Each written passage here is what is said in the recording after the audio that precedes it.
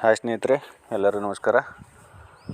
ಸ್ನೇಹಿತರೆ, BSF tradesman ಏನು 15,000 vacancy ಹೆಚ್ಚಾಗಿದಾವೆ ಅಂತೇಳಿ ಒಂದು ಫಾರ್ಮೆಟ್ ಬಿಟ್ಟಿತ್ತು. ಅದಕ್ಕೆ ಸಂಬಂಧಪಟ್ಟಾಗೆ ಅದೇನು ಫಾರ್ಮೆಟ್ ಸ್ನೇಹಿತರೆ BSF ವೆಬ್ಸೈಟ್ ಒಳಗೆ ಆಯಿತು, ಬೇರೆ ವೆಬ್ಸೈಟ್ ಒಳಗೆ ಎಲ್ಲಿ ಇನ್ನೂ ಇಲ್ಲ.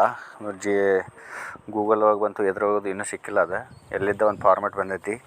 ಅದನ್ನು ಒಬ್ಬರಿಂದ ಒಬ್ರು ಹಂಗೆ ಶೇರ್ ಮಾಡ್ಕೊತ ಈಗ ಅದನ್ನು ನೋಡ್ಕೊತ ಕೆಲವೊಂದಿಷ್ಟು ಯೂಟ್ಯೂಬರ್ಸ್ ಕೂಡ ವಿಡಿಯೋ ಮಾಡಿ ಹಾಕಿದ್ದಾರೆ.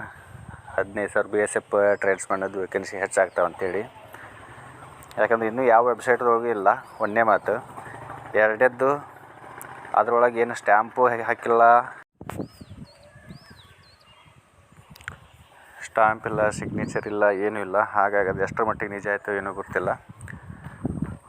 ಒಂದು ವೇಳೆ ಆದ್ರೆ ಭಾಳ ಒಳ್ಳೆಯದು. ಯಾಕಂದ್ರೆ ಭಾಳಷ್ಟು ಹುಡುಗರಿಗೆ ಅವಕಾಶ ಸಿಗ್ತೈತಿ ಜಾಬಿಗೆ.